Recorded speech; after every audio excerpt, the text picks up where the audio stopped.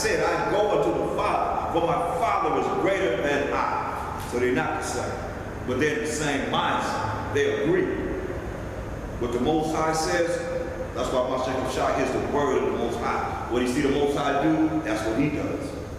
Verse 22 in John 17. And the glory which thou gavest me, I have given them, that they may be one even as we are one. See, I and them, and thou and me, that they may be made perfect in one, and that the world may know that thou hast sent me, and hast loved them as thou hast loved me. See? That's very important. We see this because we have a reward, just like you told them, he gave them a commandment to let them know what they're going to be able to do. By following the laws that come out of the Most High, knowing the truth, which is the laws of the Most High. If he was without sin, then he didn't break any commandments, did he? He didn't break any commandments. If he was without sin, he didn't break the commandments. And that's what's so beautiful.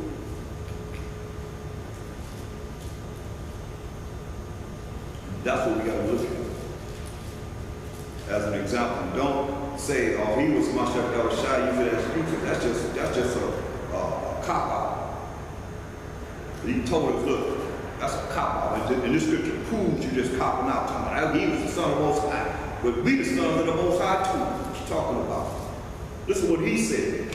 What they said concerning him. Then we're going to show you what he said in the Spirit. St. John, the 1st chapter and the 11th to 12th verse. He came to his own received him not. Because 2/3 of our people not going to receive him at this time, they receive him back in that time. Or ever. But as many as received him, 1/3 of the children is going to receive him. To them gave he power, that spiritual power, to become the sons of the Most High, like he is son of the Most High. Even to them that believe by Hashem Mashiach Shai, in the name of the Lord and Savior. He allowed us to become the son of the Most High, just like he's the son of the Most High. That's why he told us this. Don't get it twisted. He said this out of his own mouth. This is what he said. St. John 14 and 12. He said this. Because people try to use that excuse, oh, he was the son of the Most High. We're the sons of the Most High too. He just got more order, he got more power than we do. But this is what he said to us. St. John 14 and 12. Verily, verily, I say to you, he that believeth on me, the works that I do, shall he do also. If you believe it, and greater works, hear this, greater works, than these shall he do. Because I go unto my Father. But what kind of faith you got to believe that? All you that say, oh, he was the son of the Most High. We're the sons of the Most High too. And he just told us we're going to do the things he done, and even greater works than he done. If we believe and have a faith of a mustard seed. How much faith do you really have?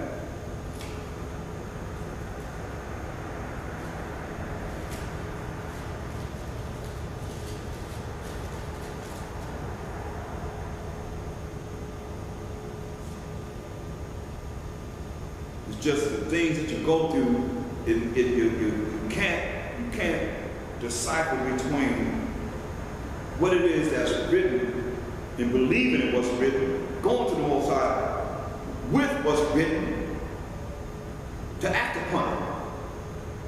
So I look, get John 16.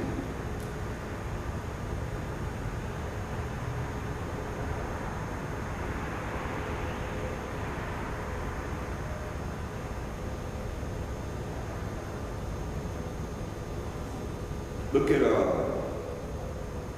verse 26. John 16, 26. At that day ye shall ask in my name, by Hashem Mashiach Shai, and I say not unto you that I will pray the Father for you, for the Father himself loveth you, because ye have loved me, and have believed that I came out from the Most High. I came forth from the Father, and am coming to the world, again I leave the world and go to the Father. Going to the right hand side of the Most High. I came from the Father, going back to the Father. His disciples said unto him, Lo, now speakest thou plainly, and speakest no proverb, no riddle. Now are we sure that thou knowest all things, and needeth not that any man should ask thee. By this we believe, or have faith, that thou camest forth from the Most High. Moshe answered them, Do ye now believe? Behold, the hour cometh, yet is now come, that ye shall be scattered, every man to his own. Gonna be scattered, everybody as individuals by themselves. And shall leave me alone. And they did that. Shall leave me alone. And yet I am not alone, because the Father is with me. So he's never alone. The Most High is always with him. These things have I spoken unto you, that in me you might have peace. In the world you shall have tribulation. It's a lot of hell in the world. But be of good cheer. I have overcome the world. That's what I say. So I say, put on the whole armor of the Most High, that you may be able to stand in the evil time. It's evil time, y'all. It's an evil time. So we got to really look at coming back to him and doing what we're supposed to do. To be redeemed.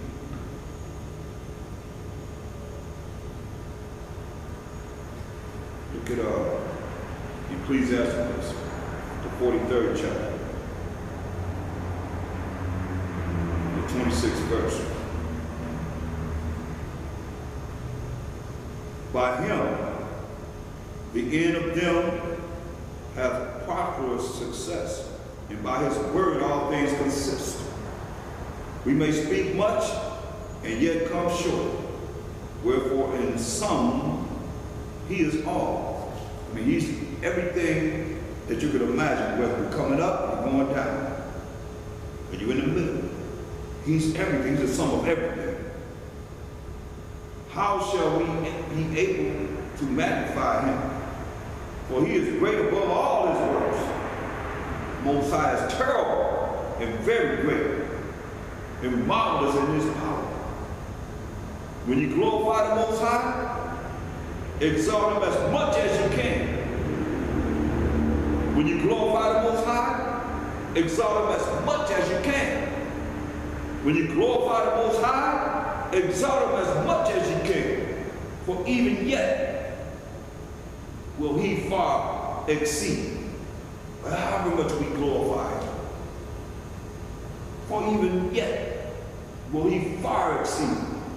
And when you exalt him, put forth all your strength, and be not weary, for he can never go far enough. Hear what he said? And when you exalt him, put forth all your strength. He will be like, y'all, gotta tell you, ain't no strength in that. But you already knew this, right? That's why you do it. Oh, somebody want to hear me?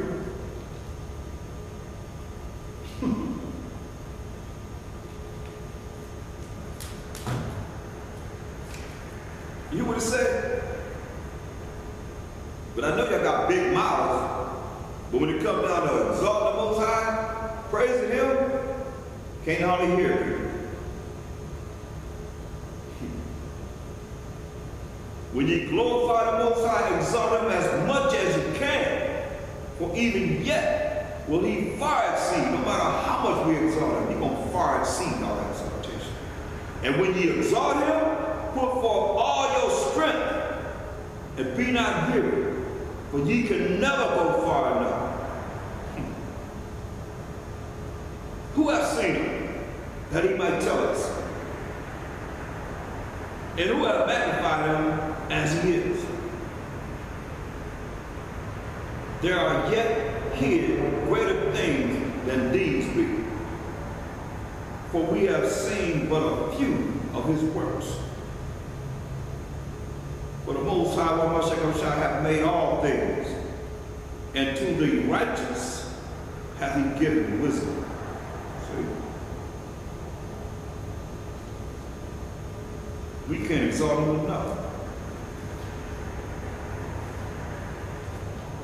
And I speak on it a lot concerning the fear of the Most High, being afraid of him. When you read 2 Ezra 8:21, whose throne, that's his power, rulership, and authority is inestimable, unmeasurable, whose glory may not be comprehended, but for whom the host of angels, the army of angels, stand with trembling. Now who are we in these mortal bodies to think that we're going to stand before the Most High? And we do in prayer. That's why I say exalt him with all your strength. And don't be all weak. Exalt him. He ain't feeling that. Most High is a man of war. The ultimate warrior. You stand before him with weakness. Step before him with humility and broken contrite spirit, but with all your might, praise him, exalt him. That's why when you look at and Mashiach Yahushua, when you look at 2 Ezra, the 2nd chapter,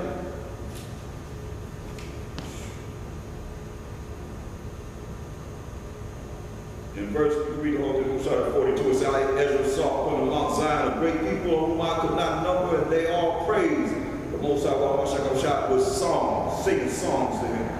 And in the midst of them, there was a young man, Mashiach Yahushua, of a high stature, taller than all the rest. And upon every one of their heads, he set crowns, and was more exalted. So, this is Mashiach Yahushua being exalted. Like we got to exalt the Most High with all our strength. Which I marvel that great. See? That's why we have to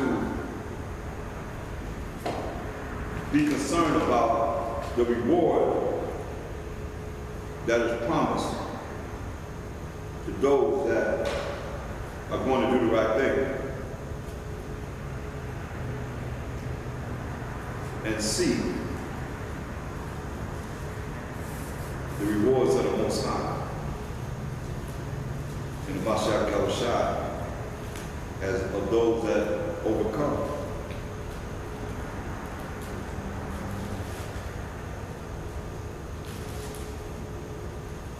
Got to overcome. Cannot allow the entities that are on this earth, that are created on this earth, that gets into people's minds and have them do certain things, and you entertain it and not focus on the Most High and the Mashiach Yahushua and the righteous spirits that are here to protect us. Then the evil gonna get you. It's gonna be able to penetrate you.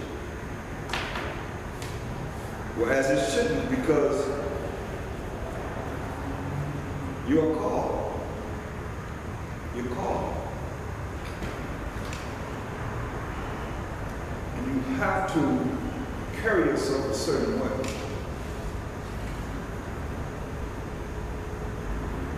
To be holy.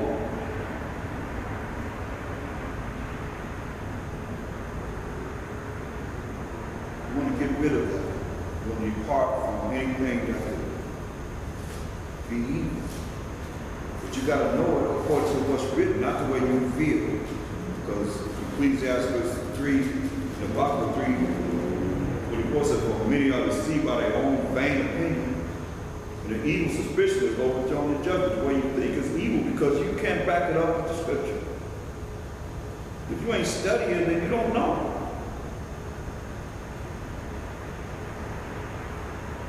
Ecclesiastes 3:24, for many are deceived by their own vain opinion. And an evil suspicion has overthrown the judgment. How did evil come in? You let the evil come in because you allow Satan to come in and direct the way you think.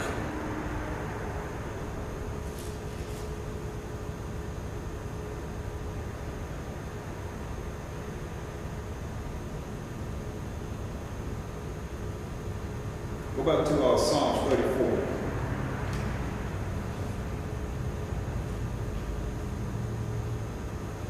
And 14. It says, depart from evil and do good. Seek peace and pursue it. You got to depart from evil. You got to think, oh, no, that's not right.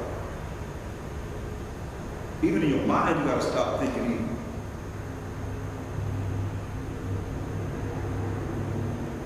Verse 13, keep thy tongue from evil, and thy lips from speaking God. Things that's unrighteous coming out of your mouth. Keep your tongue from evil.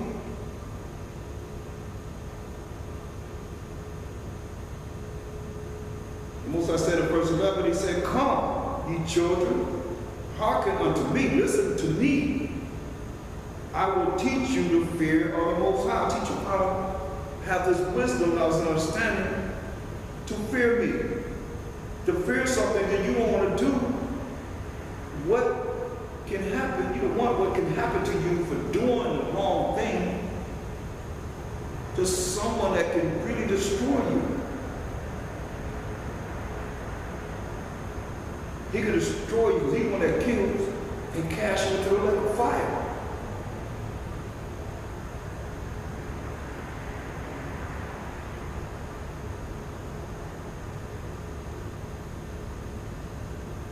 Very important that we see this. Verse 14, depart from evil and do good. Seek peace and pursue it.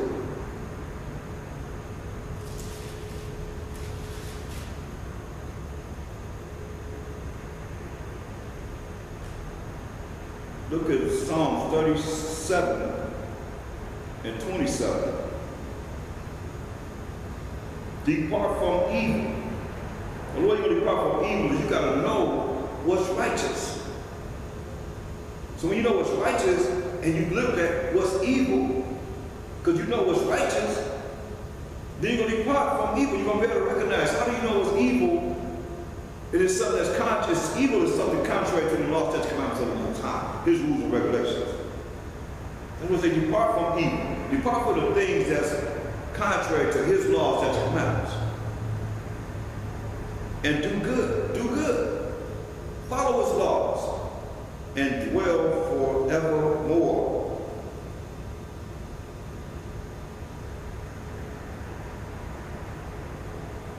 And dwell forevermore. That means you're going to live forever and ever. Look at St. John 6 and 35. And when you come on the conference call, you need to press *6 if you're not coming to disrupt the class. If you are, then that's your purpose. You can't do nothing now because conference call to the point where you can only hear myself. John 6:35. You have those that come on, they're really not coming on to hear the word, they're just coming on.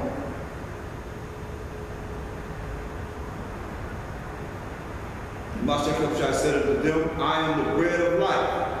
He that cometh to me shall never hunger, and he that believeth on me shall never thirst. But I said unto you, that ye also have seen me, and believe not. See, think about it. They seen all the miracles that he done. They was there to see all those things. They still didn't believe. All that the Father gives me shall come to me. And him that cometh to me, I will in no wise cast out. For I came down from heaven not to do my own will, but the will of him that sent me. And this is the Father's will, which hath sent me, that of all which he hath given me, I should lose nothing, but should raise it up again at the last day.